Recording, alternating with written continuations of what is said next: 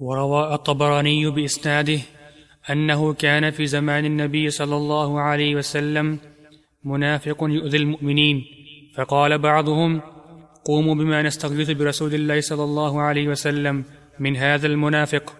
فقال النبي صلى الله عليه وسلم: إنه لا يستغاث بي وإنما يستغاث بالله. یہ حدیث طبرانی کی ہے اور اس کے راوی عبادہ بن صامت رضی اللہ تعالی عنہ ہیں. یہ فرماتے ہیں کہ کان فی زمان النبی صلی اللہ علیہ وسلم منافق یؤذی المؤمنین. رسول اللہ صلی اللہ علیہ وسلم کے دور میں ایک منافق تھا جو مؤمنین کو تکلیف دیتا تھا، مسلمانوں کو اذیت دیتا تھا. بعض روایتوں میں اس کا نام عبداللہ بن ابی بن سلول آیا، رئیس المنافقین، جو منافقین کا سردار تھا. وہ مسلمانوں کو اذیت دیتا تھا اور تکلیف دیتا تھا.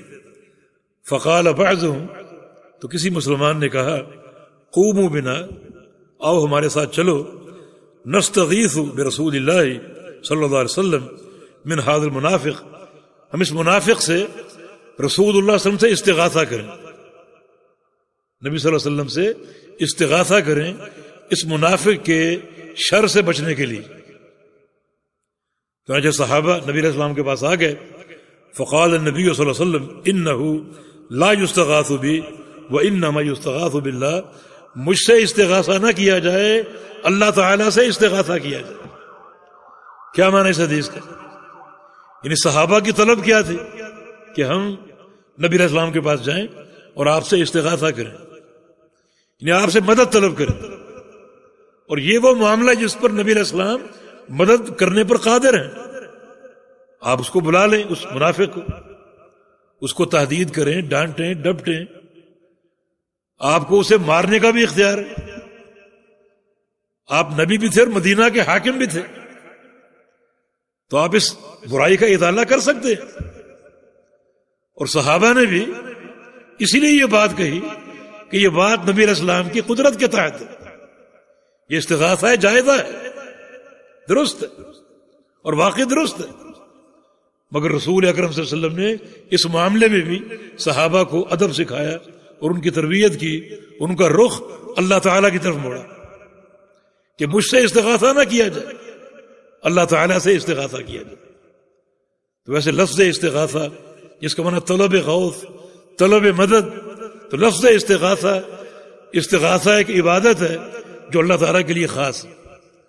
عام ہم یوں کہہ سکتے ہیں کہ ہم فلاں سے مدد طلب کر لیں، یا فلاں سے ہم جو ہے وہ اس مشکل کے حل کے لیے رائے طلب کر لیں، مشورہ لے لیں، اس کا تعاون لے لیں. یہ تعاون درست ہے اور یہ قدرت کے تحت ہے. مگر رسول اکرم صلی اللہ علیہ وسلم نے صحابہ کی تربیت کی اور ان کو حسن ادب سے آگاہ کیا کہ استغاثہ مجھ سے نہ کیا جائے بلکہ استغاثہ اللہ تعالیٰ سے کیا جائے. تو بہرکیف ہم نے عرض کیا کہ استغاثہ کی 3 قسمیں. ایک استغاثہ جو فرض ہے ایسے امور میں جس میں اللہ تعالیٰ ہی مدد کرنے پر قادر ہے اور کوئی قدرت نہیں رکھتا، اس میں اللہ تعالیٰ سے استغاثہ کرنا فرض ہے. اور ایسے امور میں غیر اللہ سے استغاثہ حرام ہے. لیکن بعض ایسے امور جس میں بندہ اپنے بھائی کی مدد کر سکتا ہے، آسانی اس کو فراہم کر سکتا ہے، ان امور میں اس سے کہا جا سکتا ہے. لیکن افضل یہ ہے کہ ان امور میں بھی کسی بندے سے سوال نہ کیا جائے. جیسے کہ حدیث ابو ذر آپ نے سنی، اللہ کے پیارے پیغمبر نے فرمایا تھا کہ جو مجھے ایک چیز کی ضمانت دے دے میں اس کو جنت کی ضمانت دیتا ہوں. اسی لیے بعض حدیث میں ہے کہ آپ کے جوتے کا تسمہ بھی اگر ٹوٹ جائے تو اللہ تعالیٰ ہی سے مانگے.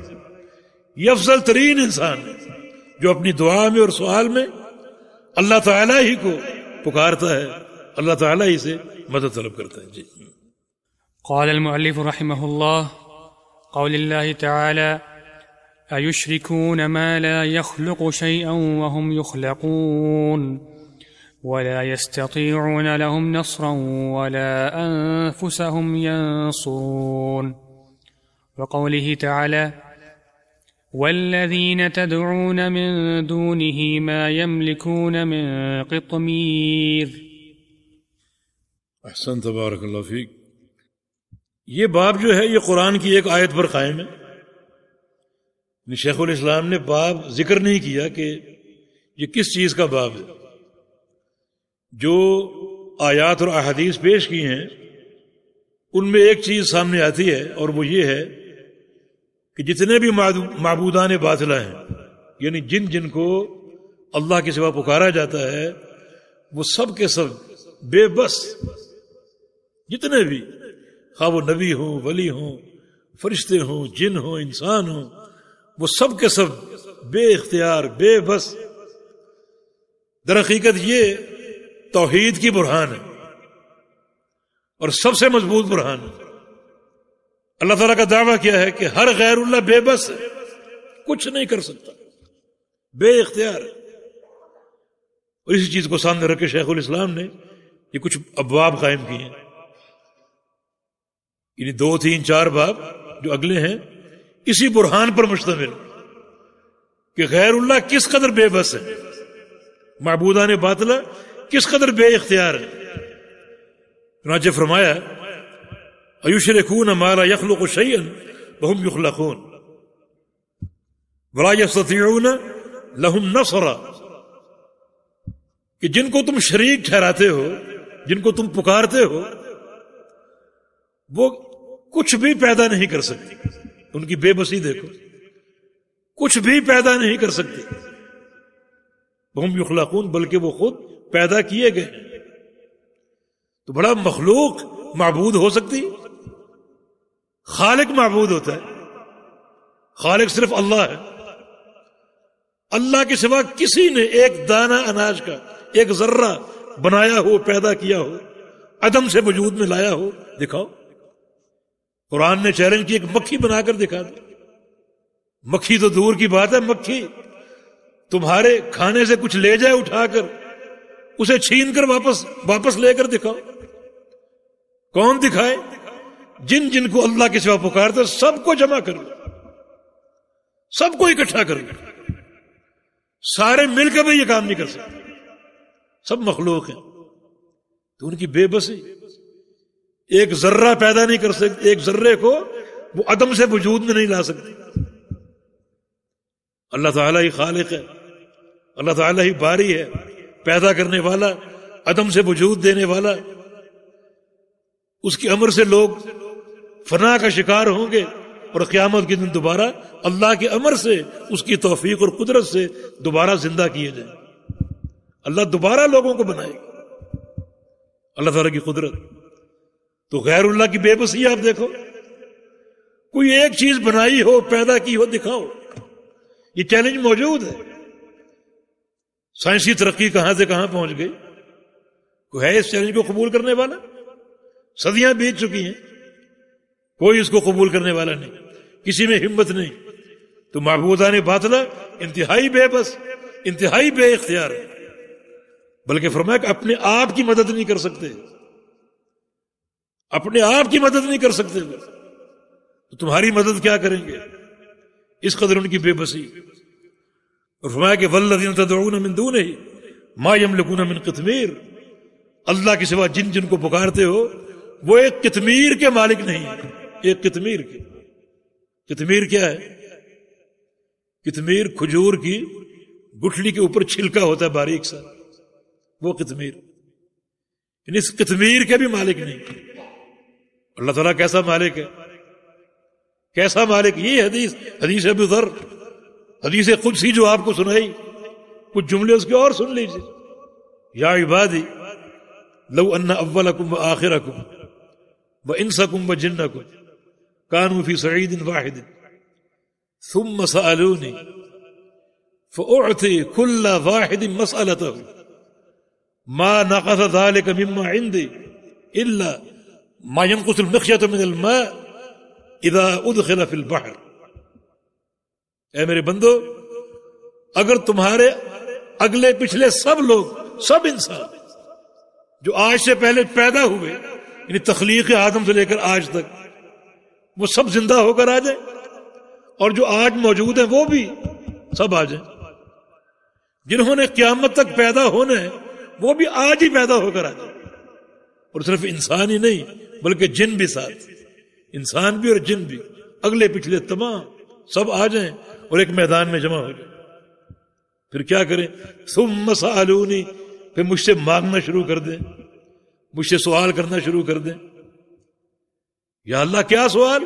فرمایا کہ جو چاہیں، بادشاہتیں مانگیں، حکومتیں مانگیں. یا اللہ باری باری نہیں، ایک ساتھ، کوئی قطار کی ضرورت نہیں، فہرست کی ضرورت نہیں، ایک ساتھ اپنی زبانوں میں جو چاہے مانگے، اور میں سب کو ان کی طلب دیتا جاؤں فوراً، ایک ساتھ ہی دے دوں. ایک ساتھ ہی لوگوں نے دعا کی، ایک ساتھ ہی پوری کر دوں، انسانوں کی بھی جنوں کی بھی. تو سب کو دینے کے بعد ما نقص ذلك مما عندي، جو میرے خزانے ہیں ان میں کتنی کمی آئے گی؟ فرمایا کہ ایک سوئی سمندر میں ڈبو کر نکالو، وہ سوئی سمندر کا کتنا پانی کم کرے گی، میرے خزانے اتنے بھی کم نہیں ہوں گے. تو ہے احمق انسان اس ذات باری تعالیٰ کو چھوڑ کر ایسوں کو پکارتا ہے جو قیامت تک تیری پکار کا جواب نہیں دے سکتے، خود انتہائی بے بس، انتہائی بے اختیار، ایک ذرہ بنانے کی قدرت نہیں. صحیح بخاری میں ایک واقعہ آتا ہے، رسول کریم صلی اللہ علیہ وسلم کے دور میں کسوف شمس ہوا، سورج گرہن. آپ نے صحابہ کو جمع کیا اور نماز کا اہتمام کیا، جماعت قائم ہے. رسول اللہ صلی اللہ علیہ وسلم جب نماز سے فارغ ہوئے، دراصل نماز میں آپ تھوڑا سا آگے بڑھے تھے، پھر پیچھے ہٹ گئے. تو صحابہ نے پوچھا کہ یا رسول اللہ صلی اللہ علیہ وسلم، آج ہم نے نماز میں آپ کو ایک دو قدم آگے بڑھتے ہوئے دیکھا، پھر آپ پیچھے ہٹ گئے. فرمایا کہ ہاں، میں نے اس دیوار میں رأیت فی عرض ھذا الحائط الجنت والنار، میں نے نماز کے دوران اس دیوار پر جنت بھی دیکھی ہے، جہنم بھی دیکھی. جب جنت دیکھی تو جنت کے پھلوں کا ایک خوشہ میرے سامنے آ رہا تھا، میرے دل چاہا، طبیعت للچائی کہ یہ خوشہ پکڑ لوں، خود بھی کھاؤں اور اپنے ساتھیوں کو کھلاؤں. آگے بڑھا میں، لیکن پھر پیچھے ہٹ گیا، کیونکہ جنت کی نعمتیں مرنے کے بعد نصیب ہوں گی، دنیا کی زندگی میں نہیں. کچھ استثناءات ہیں، بعض لوگوں کو اللہ تعالیٰ نے دنیا میں کھلائے. اللہ اپنے پیغمبر کو کھلاتا تھا. خبیب رضی اللہ عنہ قید تھے مشرکین مکہ کی، کوٹھڑی میں بند تھے. اس گھر کی خاتون کا ذکر ہے کہ واللہ میں نے اس جیسا قیدی کبھی نہیں دیکھا. ایک بار کوٹھڑی میں جھانک کر دیکھا، اس کے ہاتھ میں تازہ پھلوں کا خوشہ تھا، حالانکہ اس کے ہاتھ پاؤں جکڑے تھے بیڑیوں میں، کمرہ مقفل تھا، گھر بھی بند تھا اور باہر پہرے تھے، اور مکہ کی منڈیوں میں پھل نام کی کوئی چیز نہیں تھی. وہ خوشہ کیا تھا؟ رزق ساقہ اللہ الیہ، وہ اللہ کا رزق تھا جنت کا جو اللہ نے پہنچا دیا ان کو. یہ اللہ کے نیک بندے اللہ تعالیٰ سے کیا تعلق بنا کر رکھتے ہیں. تو رسول اللہ صلی اللہ علیہ وسلم نے فرمایا کہ میں ایک خوشہ اٹھانا چاہتا تھا، مگر پھر اللہ تعالیٰ نے یہ قدرت نہیں دی، اللہ کو منظور نہیں تھا، میں نے نہیں اٹھایا. اور اگر میں لے لیتا، پکڑ لیتا، تو ایک ہی خوشہ تمہارے پاس قائم رہتا، اس کو تم کھاتے رہتے، قیامت تک وہ ایک ہی خوشہ تم ختم نہ کر پاتے. اللہ تعالیٰ کی نعمت، اس کے خزانے. اور جن کو اللہ کے سوا پکارتے ان پاس قطمیر بھی نہیں ہے. قطمیر یعنی کھجور کی گٹھلی کا چھلکا بھی تمہیں نہیں دے سکتے، وہ بھی ان کے اختیار میں. اتنے بے بس ہیں. تو ذرا اپنے فہم و فراست اور دین کے تقاضوں کو سامنے رکھ کر غور کریں کہ پکار اور دعا اور توحید کے کیا متقاضیات ہیں. اللہ تعالی ہمیں سچے توحید کے فہم پر قائم رکھے. جی. وفي الصحيح عن أنس رضي الله عنه قال شج النبي صلى الله عليه وسلم يوم أحد وكسرت رباعيته فقال كيف يفلح قوم شجوا نبيهم فنزلت ليس لك من الأمر شيء. آگے پڑھ لیجیے آگے بھی. وفيه عن ابن عمر رضي الله عنهما أنه سمع رسول الله صلى الله عليه وسلم يقول إذا رفع رأسه من الركوع في الركعة الأخيرة من الفجر: اللهم لعن فلانا وفلانا، بعدما يقول: سمع الله لمن حمده ربنا ولك الحمد، فانزل الله: ليس لك من الأمر شيء. وفي رواية: يدعو على صفوان بن أمية وسهيل بن عمرو والحارث بن هاشم، فنزلت: ليس لك من الأمر شيء. احسنت جزاک اللہ خیرا. وفي الصحیح، یہ روایت صحیح بخاری مسلم دونوں میں ہے. جناب انس بن مالک سے روایت ہے رضی اللہ عنہ. یہ پیغمبر علیہ السلام کے خادم تھے اور 10 سال نبی علیہ السلام کی خدمت کی اور نبی علیہ السلام کے ملازمین میں سے تھے، ہمیشہ ساتھ رہنے والے، اور بڑی محبت تھی نبی علیہ السلام کو ان سے. بات ہے کہ 10 سال خدمت کی، ایک بار بھی اللہ کے پیغمبر نے ڈانٹا نہیں تھا. اس قدر نبی علیہ السلام کے اخلاق کریمہ اور اخلاق حسنہ تھے. اور یہ ایک دعوت ہم سب کے لیے کہ جو ہمارے ماتحت ہوں، ہماری فیکٹری کا عملہ ہو، دکانوں کا عملہ ہو، تو ان سے بڑے اچھے اخلاق سے پیش آنا چاہیے. نبی علیہ السلام کی حدیث ہے کہ حسن الملکۃ نماء وسوء الملکۃ شؤم. اپنے ماتحتوں کو کے ساتھ اچھا سلوک کرنا، اچھے سلوک سے پیش آنا رزق کی برکت ہے، اور اپنے ماتحتوں سے برا سلوک کرنا یہ شؤم ہے، رزق کے لیے نحوست ہے. تو بعض اوقات کاروبار میں برکت نہیں ہوتی. اگر آپ غور کریں تو یہ سبب بھی ہو سکتا ہے. یہ رزق کی، اس کو نحوست کہا گیا، جبکہ ماتحتوں کے اچھا سلوک کرنا یہ رزق کی برکت کہا گیا. اسے فرماتے ہیں کہ شج النبی صلی اللہ علیہ وسلم یوم احد، اللہ کے پیغمبر زخمی ہو گئے جنگ احد کے دن. وہ کثرت رباعیتہ، آپ کی داڑھ بھی جو ہے وہ توڑ دی گئی، داڑھ بھی شہید ہوئی اور آپ زخمی ہوئے. ایک زخم آپ کے سر میں لگا اور ایک زخم آپ کے چہرے میں لگا، انتہائی گہرا، خون رک نہیں رہا تھا. چنانچہ ایک چٹائی جلائی گئی اور اس کی راکھ سے زخم کو بھرا گیا. اور پیارے پیغمبر محمد رسول اللہ صلی اللہ علیہ وسلم ایک وقت آیا، نڈھال ہو کر ایک گھاٹی، ایک کھائی میں گر گئے، ایک کھائی میں گر گئے. یہ سب تکلیفیں آئیں. کیا معنی؟ پیارے پیغمبر محمد رسول اللہ صلی اللہ علیہ وسلم ان تکلیفوں کو ٹالنے کی طاقت نہیں رکھتے. یعنی نبی صلی اللہ علیہ وسلم پر بھی تکلیفیں آئیں. یعنی ما صرف اللہ جن کو پکارا جاتا ہے ان میں محمد الرسول اللہ سب سے افضل ہے. مگر آپ کا عالم دیکھ لیجیے، جنگ احد میں کتنی تکلیفیں آپ کو پہنچی، کتنی تکلیفیں، اور آپ اپنے آپ کو نہ بچا سکے. رباعی داڑھ شہید ہوئی، سر زخمی ہوا، چہرہ زخمی ہوا، اور آپ لہو لہان ہو کر ایک کھائی میں گر گئے. ابن قمع، ایک خبیث مشرک، اس نے ایک ہاتھ میں پتھر لیا بڑا اور نبی علیہ السلام کا نشانہ لیا اور کہا خود ہو وہ انا ابن قمع، لے لو یہ میں ابن قمع ہوں. وہ پتھر نبی علیہ السلام کے چہرے پر لگے، آپ کو زخمی کر کے. آپ اس مشکل کو ٹال نہیں سکے. ہاں اقمعک اللہ کہا ابن قمع کو، اقمعک اللہ، تجھے اللہ تعالیٰ ریزہ ریزہ کر دے. اللہ نے یہ فوری دعا قبول کر لی. اور ایک اسی احد پہاڑی پر ہی ایک سانڈ اللہ تعالیٰ نے کہیں سے ظاہر کیا جس پر جو ہے وہ حملہ آور ہو گیا ابن قمع پر. اس کو ٹکرے مارتا رہا، رونتا رہا، حتیٰ کہ ٹکڑے ٹکڑے کر دی. مگر اللہ تعالیٰ سے دعا کی اور اللہ نے دعا قبول کی اور اس مشرک کو اس کے انجام تک پہنچایا. تو دیکھیں نبی صلی اللہ علیہ وسلم یعنی بالکل کوئی اختیار نہیں، کتنی بے بسی ہے. اللہ تعالیٰ کے بندے ہیں اور اللہ رب العزت ہی سارے اختیار کا مالک ہے. چنانچہ آگے کیا ہوا؟ فقال، آپ نے فرمایا، کیف یفلح قوم شجوا نبیہم، وہ قوم کیسے فلاح پا سکتی ہے جس قوم نے اپنے نبی کو زخمی کر دی، اپنے نبی کو زخمی کر دیا، وہ قوم کیسے فلاح پا سکتی ہے؟ اس استفہام میں انکار کا معنی ہے، یہ قوم فلاح کی مستحق نہیں، کامیابی کے مستحق نہیں. ایک طرح کی بددعا ہو گئی. اللہ پاک نے وحی بھیجی، لیس لک من الامر شیء، اس امر کا آپ کو کوئی اختیار نہیں. آپ نے بددعا کیوں کر دی؟ یہ جملہ کیوں کہہ دیا؟ حالانکہ یہ کس قوم کو بد دعا دی؟ یہ جملہ کب کہا؟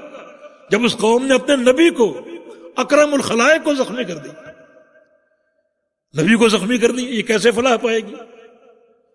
فرمایا کہ آپ کو یہ کہنے کا بھی اختیار نہیں. یہ آپ کا یہ جملہ کہنا اس آیت کے نزول کے اسباب میں سے ایک سبب ہے. آگے دو اسباب اور بیان ہوئے.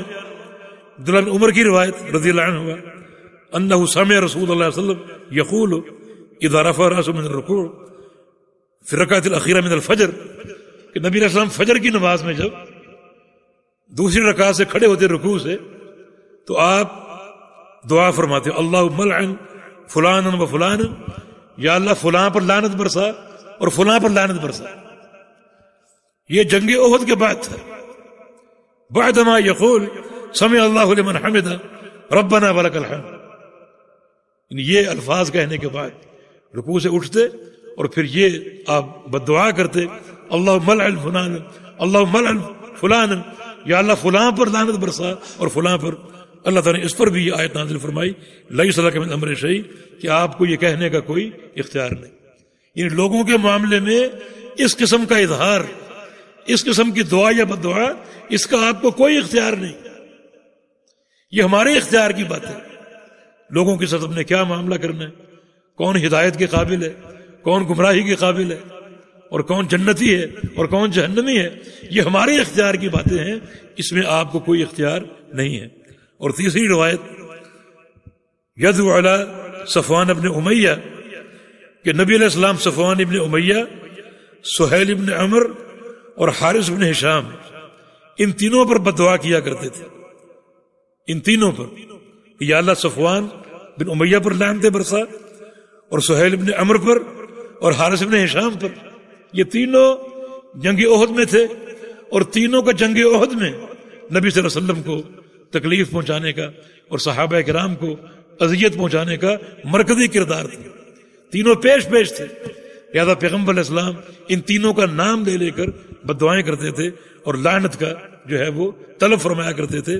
اللہ پاک نے یہ آیت نازل فرمائی لیس لک من الامر شیء، کہ آپ کو اس امر کا کوئی اختیار نہیں. آیت کریمہ ایک ہی ہے، اسباب نزول تین ہیں. یہ کوئی تعارض نہیں ہے، کوئی تناقض نہیں ہے. بعض وقت ایک آیت کئی اسباب کی بنا پر نازل ہو سکتی، متعدد اسباب کی بنا پر نازل ہو سکتی. اس کا طریقہ یہ ہے کہ ایک سبب ظاہر ہوا، دوسرا ظاہر ہوا، تیسرا ظاہر ہوا، چوتھا ظاہر ہوا. اللہ تعالیٰ نے سارے اسباب پر ایک ہی بار ایک آیت نازل فرما دی جو ان سارے اسباب کا جواب ہے. دوسری صورت یہ ہے کہ ایک سبب ظاہر ہوا، اللہ تعالیٰ نے آیت نازل فرما دی. دوسرا سبب ظاہر ہوا اسی جیسا، اللہ نے وہی آیت دوبارہ نازل فرما دی. ایک آیت دو بار اتر رہی، اسی جیسا تیسرا سبب ظاہر ہوا، اللہ تعالیٰ وہی آیت تیسری بار اتار دے. تو ایک آیت متعدد بار نازل ہو. یہ سب جو ہے وہ شرعی حقائق سے ثابت ہے. تو یہ آیت کریمہ جو نازل ہوئی کہ اللہ تعالیٰ نے فرمایا کہ آپ کو اس امر کا اور لوگوں کے معاملات کا کوئی اختیار نہیں، آئندہ ایسی بد دعا آپ نے نہیں کرنی، یہ ہمارے اختیار کی بات ہے. تو نبی علیہ السلام کو روک دیا گیا. یا دو چیزیں قابل غور، ایک پیغمبر علیہ السلام کا زخمی ہونا، یعنی آپ اس قدر بے بس تھے کہ اس مشکل کو ٹال نہیں سکے اور نڈھال ہو کر گر گئے. صحابہ کرام 70 شہید ہوئے اور زخمی تو سبھی ہوئے، اور آپ کسی کی تکلیف کو ٹال نہیں سکے، حالانکہ وہاں موجود تھے، میدان احد میں موجود تھے. جب رسول اکرم صلی اللہ علیہ وسلم مشکل کشائی پر قادر نہیں ہے تو کون قادر ہو سکتا؟ نبی علیہ السلام سے بڑھ کر کوئی شخصیت ہے، کوئی ذات ہے؟ نہیں ہے. یہ سارے اختیار اللہ کے پاس. اور دوسری بات یہ کہ نبی صلی اللہ علیہ وسلم نے جب ایک بد دعا کی تو اللہ نے اس پر بھی روکا کہ آپ کو اس کا بھی اختیار نہیں، کیونکہ اس میں بعض امور کا تعلق مستقبل سے جو آپ نہیں جانتے، ہم جانتے ہیں. معاملہ کیا تھا؟ یہی تینوں شخص سہیل ابن عمر، صفوان بن امیہ اور حارث بن ہشام، جن پر آپ لعنت کی جو ہے وہ بد دعائیں کر رہے ہیں، نماز میں بد دعائیں دے رہے ہیں. یہ تینوں افراد فتح مکہ کے موقع پر مسلمان ہو گئے تھے. تینوں افراد فتح مکہ کے موقع پر مسلمان ہو گئے. آپ کو مستقبل کے احوال کا علم نہیں، ہم جانتے ہیں. تو یہ اختیار آپ کو کس نے دیا؟ تو دیکھیں یعنی ما سوا اللہ جس کو لوگ پکارتے ہیں ان میں سب سے اونچا مقام محمد الرسول اللہ صلی اللہ علیہ وسلم. لیکن بے بسی ملاحظہ کیجیے، احتیاج ملاحظہ کیجیے، کچھ علم نہیں، کچھ خبر نہیں، مستقبل کے احوال کا علم نہیں. یہ معاملہ صرف اللہ رب العزت کی طرف ہے. اللہ کے پاس ہی اختیار ہے، پوری کائنات کا مالک ہے، اور وہی ذات عالم الغیب ہے. اسی سے تعلق جوڑا جائے اور قائم رکھا جائے، اس کے خزانے نہ ختم ہونے والے، اور وہ اپنے بندوں کی حاجات کو پورا کرنے والا اور ان کی مشکلات کو ٹالنے والا. جی